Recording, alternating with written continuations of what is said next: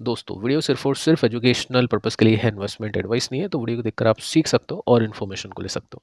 बाकी दोस्तों इससे पहले की वीडियो की बात करें तो एक वीडियो मैं बना तो चुका हूं, लेकिन अभी तक वो अपलोड नहीं हो पाया। 2 बार मैंने अपलोड कर दिया है बट चेकिंग में अटका हुआ है, अभी तक पास नहीं हो पा रहा।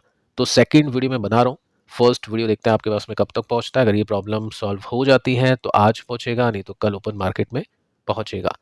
प्रॉब्लम काफ़ी बढ़ती जा रही है, डेली बेसिस पे ऑलमोस्ट अपन ये सब चीज़ें फेस करते जा रहे हैं। तो अगर कुछ दिन और ये चलता है तो एक नया चैनल मैं बनाऊंगा और उस पर फिर अपन डिस्कशन करेंगे।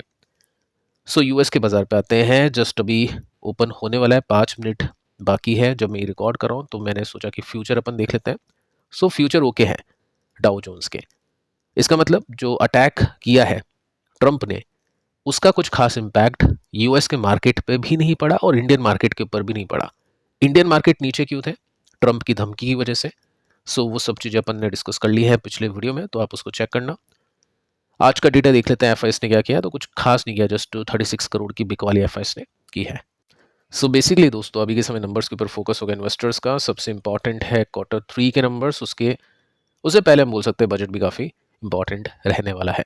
सो Q3 की अपडेट्स आ चुकी है काफ़ी सारी कंपनीज की, उसको लेकर अपन ने डिस्कशन कर लिया है पिछले वीडियो में। अभी हम और डिस्कशन करेंगे क्योंकि Q3 को लेकर काफ़ी सारी कंपनीज के स्टॉक्स ऊपर जा रहे हैं, काफ़ी इन्वेस्टर्स की एक्सपेक्टेशन है। एंड में एक काफ़ी इंटरेस्टिंग कंपनी, काफ़ी इंटरेस्टिंग स्टॉक है जो रीबाउंड अभी के समय कर रहा है, उसको भी हम डिस्कस करने वाले हैं। फर्स्ट कंपनी है नेटवेब। स्टॉक ने आज 8% की तेजी के साथ में क्लोज किया। 137 का पी, 18,000 का मार्केट कैप, और साथ में अगर आप देखोगे तो इसमें नंबर्स अच्छे थे। आपको बताइए पिछले क्वार्टर में नंबर्स ऑलमोस्ट ओके थे, उससे पहले वाले क्वार्टर में काफ़ी अच्छे थे और यहाँ पे भी अच्छे नंबर्स देखने को मिले थे। अब देखिए स्टॉक ने तेजी पकड़ी क्योंकि वॉल्यूम्स काफ़ी ज़्यादा ह्यूज थे, मैसिव थे। इसका मतलब क्या है? बड़े इन्वेस्टर्स की बाइंग है, चाहे वो एफआईज हो चाहे वो डीआईज हो। लग रहा होगा कि नंबर्स अच्छा है इस क्वार्टर में, क्योंकि पिछले क्वार्टर में भी नंबर्स अच्छे थे और जो डील मिली है इसको एनवीडिया की तरफ से और भी काफ़ी सारी जो डील्स कंपनी ले चुकी है, वो धीरे धीरे क्वार्टरली बेसिस पे कंपनी को उसकी इनकम मिलती है। सो देखते हैं कैसे रिजल्ट आते हैं और किस तरह की कमेंट्री सुनने को मिलती है। साथ में आप देख सकते हैं यहाँ पे 5 तारीख 12:41 पर जो वॉल्यूम बढ़े हैं वो कैसे बढ़े हैं? ब्लॉक डील हुई है। 24 करोड़ की ब्लॉक डील की है। तकरीबन 70,402 स्टॉक्स एक साथ खरीदे जा चुके हैं 3419 रुपीज़ के प्राइस में। क्लोजिंग कितने पे हुई है? 3270, क्योंकि ऊपर चला गया था 3400 समथिंग कुछ यहाँ पे। उसके बाद में थोड़ा सा प्रॉफिट बुक हुआ है। आगे चलते हैं और इसमें देखते हैं कि पैटर्न के अंदर क्या इंटरेस्टिंग अभी डेटा दिख रहा है। सो एक स्विंग यहाँ पे निकला अच्छे वॉल्यूम के साथ में, एक रिवर्सल के साथ में। अब निकलेगा या नहीं निकलेगा वो आपको पता चलेगा रिवर्सल को देखते हुए। सो अगर स्विंग निकलता है, यहाँ पे तो ऑल टाइम हाई को भी क्रॉस कर दिया इसने, और ये होता है तो अलग बात है, लेकिन कम से कम अपने रेसिस्टेंस पे पहुंचता है तो 36% का गैप इसमें देखने को मिल रहा है। डे चार्ट के ऊपर देखते हैं, वापस से इंटरेस्टिंग डेटा यहाँ पे बनना शुरू हो चुका है। अच्छे वॉल्यूम्स के साथ में स्टॉक अभी चला है। सो ये काफ़ी अच्छी बात है। डे चार्ट है, एक दिन की कैंडल है, लेकिन अपने रेसिस्टेंस से प्रॉफिट की बुकिंग भी इसमें देखने को मिली है। सिंपली आप देख सकते हैं जो ब्लू लाइन है ये रेसिस्टेंस की तरह रिएक्ट कर रही है, क्योंकि यहाँ से गिरावट, यहाँ से गिरावट, ये फिर गिरावट। अब देखते हैं फिर गिरावट होती है या फिर ब्रेकआउट देखने को मिलता है। पिछली बार जब तेजी मिली थी तो काफ़ी अच्छे वॉल्यूम्स के साथ में स्टॉक ने परफॉर्म किया था। फिर वॉल्यूम्स ठंडे होते हैं, वापस से वॉल्यूम की झलक इसमें देखने को मिल रही है। सो देखते हैं दोस्तों क्या होता है। डाउन ट्रेंड तो ब्रेक लगा चुका है, क्योंकि यहाँ पे लोअर लोज लगना बंद हो चुके हैं। बॉटम फॉर्मेशन हमको दिख रहा है। ब्रेकआउट होता है तो बहुत अच्छी बात है और नंबर्स देखते हैं कैसे आते हैं। इसके बाद में second company Gandhar oil refinery, 10% का जंप इसने दिखाया। अब देखिए यहाँ पे भी काफ़ी लोग ये सोचेंगे कि छोटी कंपनी है, 17 का पी है, बड़ी तेजी है, तो ठीक है उस बेसिस पे इसको देखना चाहिए। लेकिन देखिए यहाँ पे स्टॉक चला है अपनी अर्निंग्स के दम की वजह से नहीं, एक ऐसे न्यूज़ की वजह से जो कि अभी के समय है मार्केट के अंदर, कल हो या ना हो पता नहीं है। यूएस और वेनेजुला की टेंशन, आपको बताइए ऑयल के ऊपर काफ़ी ज़्यादा इम्पैक्ट पड़ रहा है। ऑयल कंपनीज के ऊपर प्राइसेस भी इंक्रीज हो सकते हैं, वो अलग बात है। अगर बहुत ज़्यादा प्राइस इंक्रीज हो गए तो इसको भी नुकसान ही होने वाला है। लेकिन शॉर्ट टर्म की जो तेजी है वो बन जाती है इस तरह की न्यूज़ को देखने के बाद में। और ये जो कंपनी है इंडियन तो इंडियन मार्केट को तो कैटर करती है, साथ में एक्सपोर्ट भी करती है। सो वेनेजुला के अंदर प्रॉब्लम है, वो बाकी कंट्रीज को एक्सपोर्ट नहीं कर पाएगा, तो मार्केट ये एंटिसिपेट कर रहा है, ये सोच रहा है कि जो बाकी कंट्रीज हैं इंडियन मार्केट से तेल खरीद सकती है, रिफाइनरी जो ऑयल है वो उसका इंक्रीज कर सकती है डिमांड को। तो इस बेसिस पे स्टॉक ने तेजी पकड़ी है। तो स्टॉक अभी तो अपने रेसिस्टेंस को फेस करने की तैयारी में है। देखते हैं यहाँ से प्रॉफिट बुकिंग आती है या ब्रेकआउट करता है। ब्रेकआउट करता है तो अगले रेसिस्टेंस के बीच में गैप देखे तो 31% का है। सो प्योरली न्यूज़ बेसिस पे स्टॉक चला है। बाकी स्टॉक फिलहाल के लिए डाउन ट्रेंड के अंदर है। जब तक ये रिवर्सल देखने को नहीं मिलता है, जब तक स्टॉक को डाउन ट्रेंड के अंदर ही माना जाएगा। नेक्स्ट जो कंपनी है इसका नाम है पीजी इलेक्ट्रोप्लास्ट। ब्लास्टो आज के दिन 4.5% की तेजी, और इसमें प्रॉब्लम आपको बताइए क्या है। मैनेजमेंट ने सीधा बोल दिया कि हमको कम से कम 2-3 साल लगेंगे रिकवरी के लिए, यानी जो पीक है वहां तक पहुंचने के लिए हमको काफ़ी सारा टाइम लगने वाला है। अभी 70 का पी है, 17,000 करोड़ का मार्केट कैप है, और यहाँ पे आप देख सकते हैं Q2 के रिजल्ट काफ़ी ख़राब थे, इन्वेस्टर्स को पसंद नहीं आए थे। नोज डाइव लगी इसके प्रॉफिट के अंदर 88% के साथ में वाइनर बेसिस में, तो ये रिकवरी बहुत स्लो होगी, ऐसा मैनेजमेंट का कहना है। बाकी इन्वेस्टर्स ने तो चलो आज कुछ धमाका ही कर दिया। इन्वेस्टर्स को तो ऐसा लग रहा है कि अच्छे रिजल्ट आ सकते हैं। बाकी देखते हैं कैसे रिजल्ट होते हैं। मैनेजमेंट की जो गाइडेंस है वो तो वीक थी। स्टॉक अभी ये जो क्रैश किया था स्टॉक ने, वो स्लो तरीके से रिकवर कर रहा था, अपने रेसिस्टेंस तक स्टॉक पहुंचा, लेकिन उसके बाद में यहाँ पे आप देख सकते हैं ये जो ब्लू लाइन है इसको कंपनी के स्टॉक ने ब्रेक कर दिया। इट मीन्स एक ब्रेकआउट है। ब्रेकआउट के बाद में क्या करते हैं, अगले रेसिस्टेंस को देखते हैं। अगला रेसिस्टेंस कौन सा होता है, पिछला सपोर्ट होता है। तो ये पिछला सपोर्ट था, इस लाइन को आगे एक्सटेंड करें। सो यहाँ पे आपको रेसिस्टेंस देखने को मिलेगा जो कि गैप में है 14% के। सो देखते हैं तेजी कंटिन्यू रह पाती है या फिर क्वार्टरली रिजल्ट के बाद में कुछ हो पाता है। इसके बाद में नेक्स्ट कंपनी ओला इलेक्ट्रिक, काफ़ी इंटरेस्टिंग कंपनी है। अभी के समय काफ़ी इन्वेस्टर्स इसमें पैसे बना रहे हैं, और देखो ऐसी कंपनी में पैसे बन जाते हैं अगर सही टाइम पर सही एंट्री इन्वेस्टर्स की हो जाए।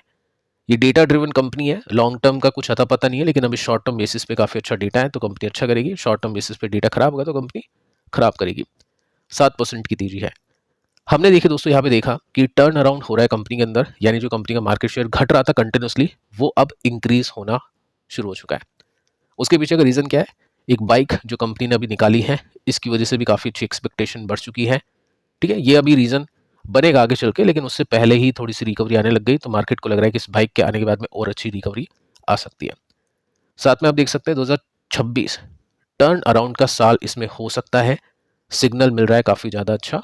सो उसके बेसिस पे स्टॉक ने तेजी पकड़ी है। 2026 में 16% के साथ में स्टॉक चल चुका है। अब देखिए पिछले कुछ वीडियोस में हमने लॉन्ग टर्म डेटा देखा 2025 का। 2025 का डेटा कुछ ऐसा था कि ओला का जो मार्केट शेयर है वो घट रहा है, और एथर का जो मार्केट शेयर है वो कुछ ऐसा था। लेकिन जो अभी डेटा हम देख पा रहे हैं उसके अंदर चीज़ें चेंज हो रही है। उसके अंदर ओला का जो मार्केट शेयर है वो कर रहा है इंक्रीज, और एथर का जो मार्केट शेयर है वो कर रहा है डिक्रीज। एथर का मार्केट शेयर भी हमने देखा था जो डिक्रीज हुआ था। आज के दिन एथर का स्टॉक आपने देखा होगा तो 7% के साथ में क्रैश हुआ है, और ओला का जो स्टॉक है वो चल रहा है। सो अगर डेटा को सपोर्ट मिलता है Q3 के रिजल्ट का, तो डेफिनेटली यहाँ पे कुछ बड़ा हो सकता है, और उसी के ऊपर इन्वेस्टर्स अभी के समय बैट करते हुए देखने को मिल रहा है। सो पैटर्न भी काफ़ी इंटरेस्टिंग था। ये डे चार्ट है, और डे चार्ट के अंदर आप सिंपली नोट कर सकते हैं कि कल के दिन एक यहाँ पे ब्रेकआउट हुआ था। वॉल्यूम्स भी काफ़ी इंटरेस्टिंग हमको लगे, क्योंकि यहाँ पे तो वॉल्यूम काफ़ी ड्राई हो गए थे, स्टॉक डाउन ट्रेंड के अंदर था। वॉल्यूम बढ़ रहे हैं और साथ में स्टॉक का प्राइस बढ़ रहा है, इट मीन्स एक बुल ट्रेंड की तैयारी। सेकंड ब्रेकआउट भी यहाँ पे देखने को मिला है। अब ये ट्रेंड कितना लंबा चल सकता है, देखो किसी को एग्जैक्टली तो पता होता नहीं है, लेकिन क्या करते हैं डेटा के हिसाब से अपन एंटीसिपेट कर सकते हैं, एक्सपेक्ट कर सकते हैं।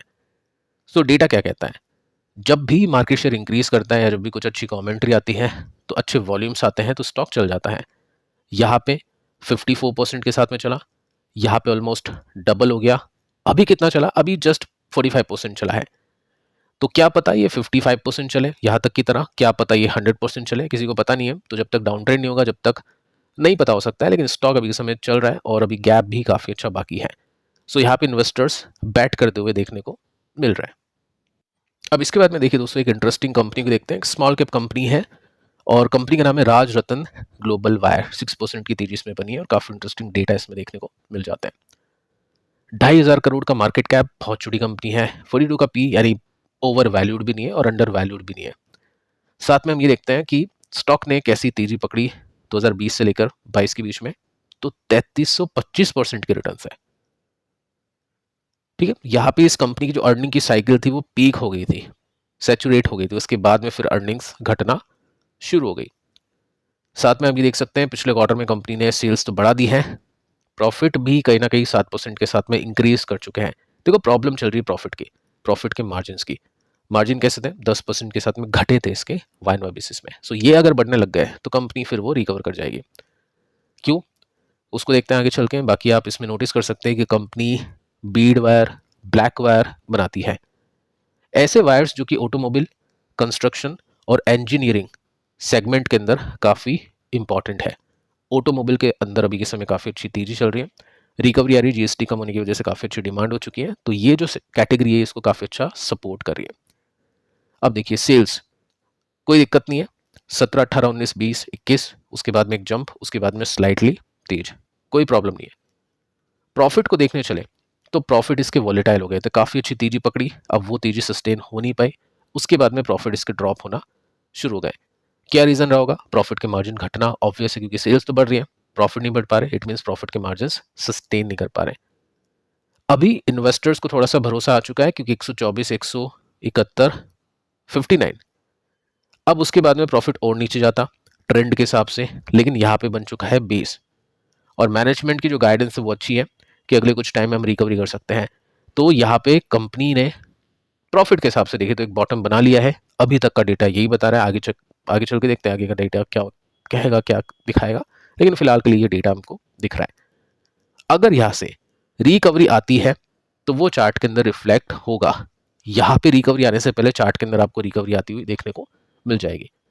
तो चार्ट को देख लेते हैं अब, जैसा प्रॉफिट वैसा चार्ट, इंक्रीज 124 करोड़ का प्रॉफिट हिट, उसके बाद में 170, 80, 59 करोड़ का प्रॉफिट, वापस से 59 करोड़ का प्रॉफिट, और स्टॉक रुक चुका है। अब ये देखना है कि इसमें रिवर्सल होता है या फिर नहीं। बाकी देखिए वॉल्यूम्स का सजेशन देखें ना तो काफी इन्वेस्टर्स ने इस बैट कर ली है, ह्यूज वॉल्यूम्स, ऐसे वॉल्यूम्स तो इस तेजी में भी देखने को नहीं मिले थे। सो ये काफी इंटरेस्टिंग डेटा इसमें दिख रहा है ओला की तरह। सो यहाँ पे रिबाउंड का कोई बैट करना चाहता है तो वो ट्रैक करे, ऐसा कुछ नहीं है आपको खरीदना बेचना, जस्ट मैं आपको डेटा बता रहा हूँ, खरीदने बेचने के हिसाब से मत देखना, सीखने के इन्फॉर्मेशन लेने के हिसाब से देखना। सो यहाँ पे हम देखें बॉटम बना, उसके बाद में cup and handle bar bar resistance touch हो रहा है विदाउट सपोर्ट को लिए, तो ये एक अच्छा पैटर्न देखने को मिलेगा। अगर इस बार नंबर्स अच्छे आते हैं या उससे पहले कुछ रिवर्सल्स आते हैं, देखो रिवर्सल आ गया तो कोई बड़ी बात नहीं है, नंबर्स का सपोर्ट मिल जाता है ना तो होगी बड़ी बात, तब ये अप ट्रेंड में शुरू हो सकता है। 180 का गैप है, एग्जैक्टली नहीं बता सकते कि कब तक पहुंचेगा, वो देखेंगे कैसे नंबर्स आते हैं, किस परसेंटेज के साथ में, रफ्तार के साथ में इंप्रूवमेंट देखने को मिलता है। सो काफ़ी इंटरेस्टिंग कंपनी है और उसके ऊपर इन्वेस्टर्स का फोकस अभी होने वाला है। सो फिलहाल दोस्तों इस वीडियो में इतना ही, देखते हैं ये वीडियो कब पहुंचेगा और मिलते हैं कल, तब तक के लिए शुभ रात्रि।